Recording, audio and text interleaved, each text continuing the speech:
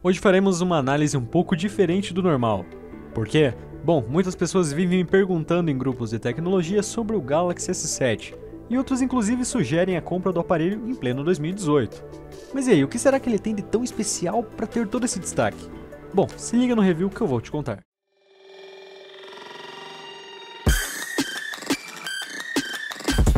O Galaxy S7 seguiu o padrão de construção premium do S6 e com isso manteve o seu design bem semelhante usando vidro traseiro curvo nas laterais, aro lateral em metal e vidro 2.5D na frente com Gorilla Glass 4. E temos mais, embora o seu corpo seja bem frágil por ser de vidro, a Samsung pelo menos colocou proteção contra água com certificação IP68. Ou seja, o seu aparelho pode tomar tanto uma chuva quanto ser usado embaixo d'água. Não mergulhe na água no mar, pois é morte na certa. Vou dar um leve aviso, ao mergulhar o celular na água, a tela surta por conta dos contatos com a água, e o sistema não fornece nenhuma função para bloquear os toques na tela, principalmente no app de câmera. E ao terminar o mergulho, por ainda haver água nas furações do aparelho, o alto-falante vai ficar com um som um pouco abafado,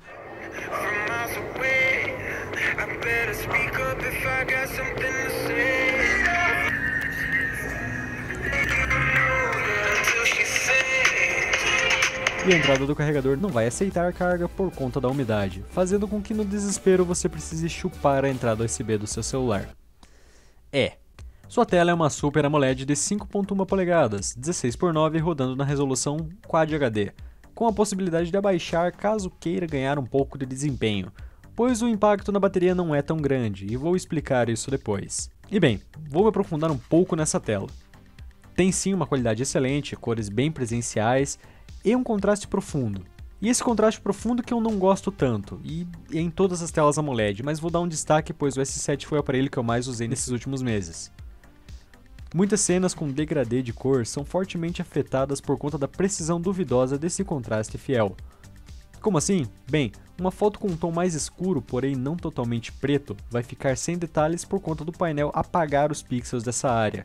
Isso não afeta no uso do dia a dia, mas em consumo de conteúdo, muitos detalhes de filmes, por exemplo, são ocultados, e isso traz mais um agravante. Pessoas que mexem com edição de fotos vão sempre reclamar das cores mais saturadas da tela AMOLED, e essa saturação a mais ocorre justamente por conta desse contraste exagerado do tipo do painel. Outros canais de tecnologia endeusam o AMOLED e criticam os pontos que menos fazem diferença, como o branco é amarelado. Mas o real ponto que pode afetar o seu uso caso você busque precisão de cores é o painel AMOLED em si, aumentando consideravelmente o contraste da imagem. Seu alto-falante é mono e se encontra na parte inferior, ao lado da entrada micro USB.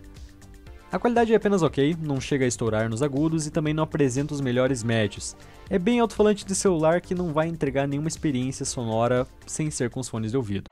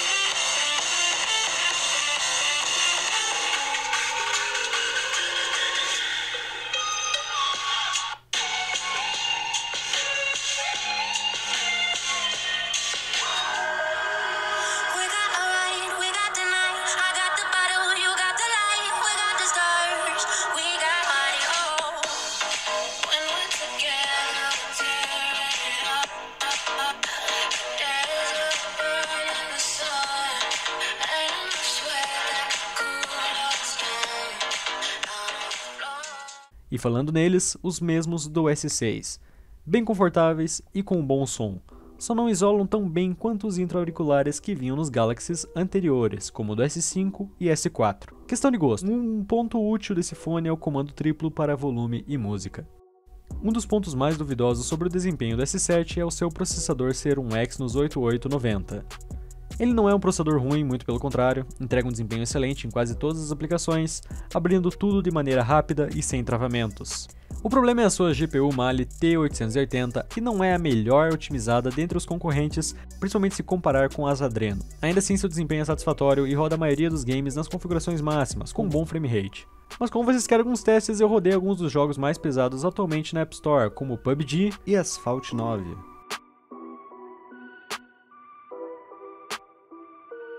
Finalizando, temos 4 GB de RAM e 32 GB de armazenamento com expansão via cartão microSD.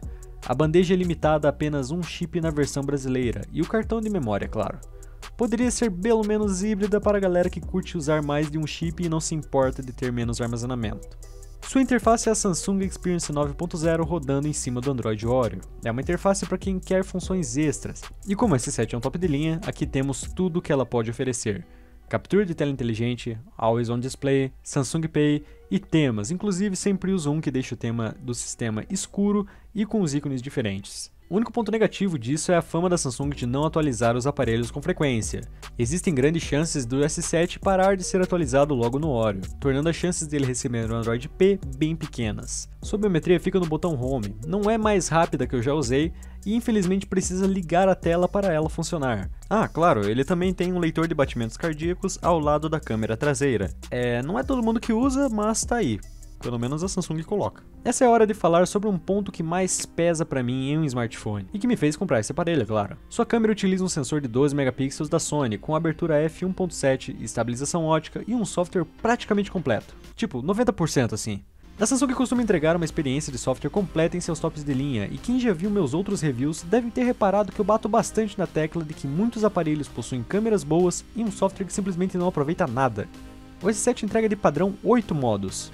Automático com HDR, panorama, foco seletivo, que se sai bem com objetos, mas com pessoas ele falha bastante, seria um antecessor do modo retrato dos smartphones atuais, time-lapse para você fazer aquelas gravações em high speed, movimento lento, clássico slow motion que grava em 240 fps e em 720p, foto virtual, que eu achei bem da hora, embora só tenha usado agora para escrever o texto do review. Esse modo cria uma visão 360 graus de um objeto, muito bom para quem for vender ou mostrar alguma coisa. E por fim, o glorioso modo Pro. Aqui sim esse modo vem completo. Você tem a satisfação de mexer no ISO, obturador, filtros, foco, balanço de branco e valor de exposição de maneira totalmente precisa. Que já dá para tirar fotos de longa exposição de até 10 segundos. Não é tudo perfeito, mas dá para extrair bons resultados mesmo com esse tempo. Ainda temos a opção de baixar outros modos para facilitar a sua vida na hora de tirar alguns tipos de foto, que eu sinceramente não acho muito útil, mas tá aí. Mas tudo tem limites e um dos limites que realmente fazem o S7 não entregar todo o seu potencial, além do obturador em 10 segundos, é o limite do ISO 1600. Creio que esse sensor em específico possui um problema muito grande, e dá para reparar isso no modo automático em um local bem escuro, onde as áreas escuras ficam com um ruído meio rosado que é camuflado pelo software. Ah, Paulo, o que isso significa? Bom, no meu uso a câmera demonstra distorções de cor em um efeito de cera em baixa luz quando usado no modo automático. Só dá para reparar isso em locais muito escuros e provavelmente isso não vai afetar a sua foto tirada dentro de casa à noite ou no entardecer. Deixando a parte técnica de lado, o software ainda permite tirar fotos em RAW no modo Pro, o que é uma necessidade para quem quer tirar aquela foto perfeita e editá-la depois. Tá, eu falei muita coisa técnica aqui, mas voltando no quesito qualidade, ele não é muito diferente do J7 Pro. Afinal, as especificações são bem semelhantes, só que sem o problema de ter fotos frias e sem estabilização. As fotos saem ótimas de dia, com HDR bem equilibrado, um foco extremamente rápido, afinal ele é dual pixel, e de noite as fotos não ficam um completo fiasco graças à estabilização ótica. Fotos nítidas e com desfoque de fundo bonito em algumas situações são um resumo da câmera do Galaxy S7, que já foi considerado o melhor aparelho de 2016. Chupa pixel!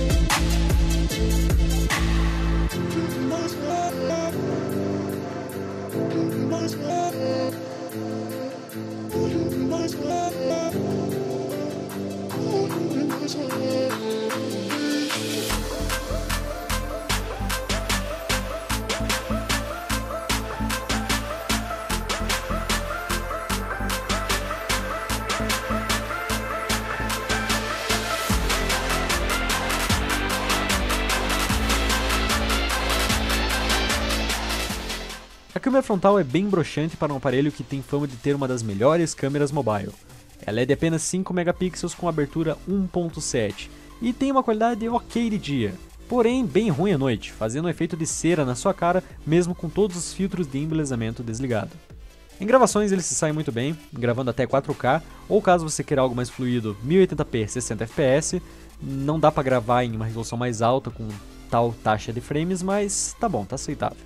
Com direito a estabilização ótica e eletrônica, podendo desativar a eletrônica nas configurações caso queira. A câmera frontal grava apenas até a qualidade Quad HD, com estabilização apenas em HD e Full HD. Gravando com a câmera traseira do Galaxy S7, com o modo de estabilização ligado. Dá uma olhadinha no HDR aí. Ele não é muito forte, como disse anteriormente, ele é um HDR, mas na dele. Pode ver aí que ele soma a estabilização eletrônica com a estabilização ótica. Eu não curto muito esse resultado, eu prefiro só a ótica, mas ainda assim ele tem disponível isso. Vamos desligar a estabilização eletrônica agora. Agora estou gravando sem a estabilização eletrônica, apenas com a ótica. Podem ver o foco dele, bem rápido. O exemplo do HDR aqui, podem ver, está iluminado aqui embaixo e o céu também não está estourado. Posso selecionar a exposição aqui também, caso queira dar prioridade para o céu. Posso deixar no modo automático. Foco bem rápido, normal. Estou gravando com a câmera frontal do Galaxy S7 sem estabilização ótica em 1080p. Podem ver em relação ao HDR, que está bem equilibrado agora. Mantém a sua cara sempre com uma iluminação ok. E o fundo também. O céu está um pouco estourado, mas isso é por conta da luz mesmo. Ele não é tão exagerado, como eu disse, é um HDR mais natural, certo? E em relação ao campo de visão, eu estou com o meu braço esticado no máximo aqui. E ele entrega um campo de visão ok, sem muita distorção. E como eu disse, o HDR prioriza muito você em vez do fundo, mas ainda assim muito bom, porém a câmera frontal ela não tem a melhor qualidade possível. Esse seria o ponto negativo da S7 que pesa bastante para quem pensa em comprá-lo atualmente. Sua bateria possui 3000 mAh, uma capacidade ok, mas não esqueça que temos um processador de alto desempenho aqui, e mais uma tela de alta resolução, que drenam bem mais bateria do que o intermediário com tela Full HD e processador econômico. Abaixar a resolução da tela no sistema não altera o gasto da bateria, afinal os pixels restantes continuam ligados mesmo em 1080p. Eu calculei 3 usos mais comuns. No uso básico, usando Facebook, WhatsApp, Instagram e câmeras às vezes, consigo em média de 4 horas e meia de tela, com um uso total de um dia. Ou seja, em uso básico ele chega ao final do dia, mas sem sobra para um segundo. No mais pesado, que seria um uso de trabalho com os itens anteriores mencionados sendo usados com muito mais frequência e mais o 4G ligado, o tempo de tela cai para 3 horas e 40 com 16 horas de uso total. Na minha rotina de trabalho, das 8 às 18 horas, tinha vezes que eu chegava em casa praticamente sem bateria. E por fim, num uso de consumo de mídia, o aparelho fez 5 horas e meia de tela, com quase um dia e meio de uso total. Ainda assim, eu acho que ele chega nas 6 horas de tela se você abaixar um pouco o brilho e tudo mais. Essas autonomias não mudaram desde que eu comprei o aparelho. Quanto mais apps eu instalava, menos autonomia o aparelho ficava. Atualmente estou fazendo uma média de 5 horas com o meu uso básico do dia a dia, e isso não me atrapalha, mas sinto que faltava um pouco assim de bateria para usos mais intensos. Seu carregador tem a tecnologia Fast Charge da Samsung, entregando até 18 watts de potência, carregando a bateria em menos de 1 hora e 20, variando o tempo conforme a temperatura do ambiente. Eu sinceramente não curto muito usar o Fast Charge por conta do aquecimento do aparelho, costumo desativar nas configurações e só usar quando realmente preciso de uma carga rápida. Como disse no início, vou fazer a conclusão desse vídeo de maneira um pouco diferente. Mas primeiro vou dar a minha opinião. O Galaxy S7 é o melhor custo-benefício nacional quando se pensa em preço por conjunto.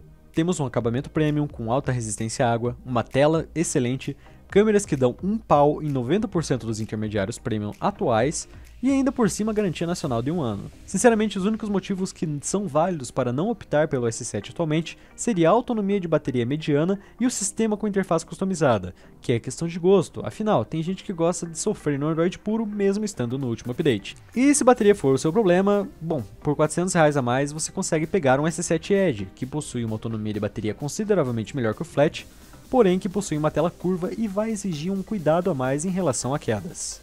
E para finalizar o vídeo, vou responder algumas perguntas que eu fiz no Facebook e na aba Comunidade do canal. Como a performance e duração de bateria dele se saem hoje quando comparado aos intermediários lançados em 2018, Performance é equivalente se você comparar o Z3 Play, Zenfone 5, Redmi Note 5 e afins. Menos que isso, como a linha J e até mesmo a linha A, o S7 é superior. Agora, em bateria, qualquer uma desses intermediários hoje em dia consegue bater o S7 por conta de otimização, de consumo e tudo mais. A câmera dele ainda está à frente dos intermediários premium de hoje em dia, como Moto Z3 Play e Zenfone 5? Sim, ainda está à frente, e se você quer uma comparação disso, grave um Stories no Instagram, com o Z3 Play, Zenfone 5 e o S7 vai se sair melhor, e isso é só um dos exemplos. Com quais aparelhos ele consegue bater de frente em câmera e tal? Olha, de frente assim, o Xiaomi Mi A2, Redmi Note 5 e talvez o Zenfone 5 se o software dele estiver melhor agora. Vai receber o Android 9? Olha, se a Samsung for boazinha, ele recebe. É um aparelho que, querendo ou não, fez a Samsung crescer bastante no quesito da linha S, melhorou muitas coisas e ela poderia muito bem dar o Android 9. Mas a princípio, o Android 8 tá aí. Como é o desempenho dele em jogos atuais, como PUBG Mobile e Free Fire? O desempenho é bom, vai rodar pelo menos no médio, e jogos mais antigos ou até mesmo mais leves vão rodar no máximo, é uma GPU que não tem problema, embora não seja mais otimizada. A bateria dele dura bem com o Android Oreo 8.0? Cara, é a mesma coisa que o Android 7, é uma bateria que vai fazer ali 5 horas de tela no máximo no teu dia a dia, não mudou muita coisa. Comparação com os intermediários premiums de hoje em dia. Olha, não sei exatamente em que, mas se for em custo-benefício, o S7 ganha. Agora, se você quiser bateria, qualquer intermediário premium de hoje em dia é melhor. Tem infravermelho? Infelizmente não, Samsung tirou no S6 Edge Plus e agora não dá mais para desligar ar-condicionado e televisões alheias. O estupro das telas Full HD nos tops de linha de hoje em dia.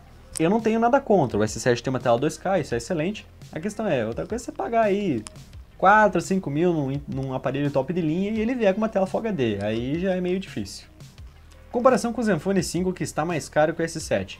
Não vale a pena pegar um S7, a não ser que você precise de bateria. E ainda assim, eu acho que é melhor você pegar um Redmi Note 5. O intermediário atual, como o Redmi Note 5, tem uma pontuação bem semelhante em benchmarks. No dia a dia, a usabilidade também é semelhante, sem levar em consideração games, porque o S7 ganha em GPU.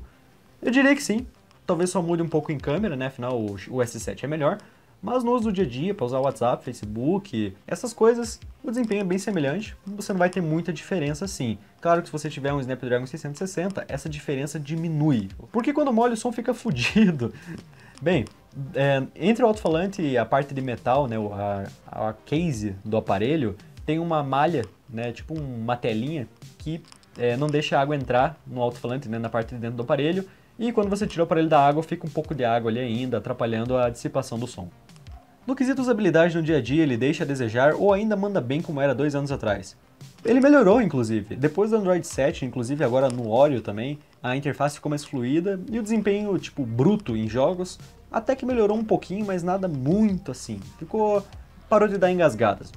Sempre tive dúvida em relação ao consumo versus desempenho. Cara, se você pegar um carro esportivo e comparar com um carro popular, o esportivo vai consumir muito mais combustível.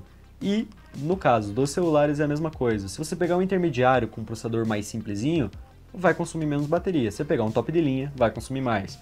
S7 versus Zenfone 5? Bom, se é só para dizer assim qual que é melhor, o S7 é melhor. Vai pegar um desses usado ou um intermediário zica do baile mais atual? Cara, você pega um intermediário apenas se você quiser bateria.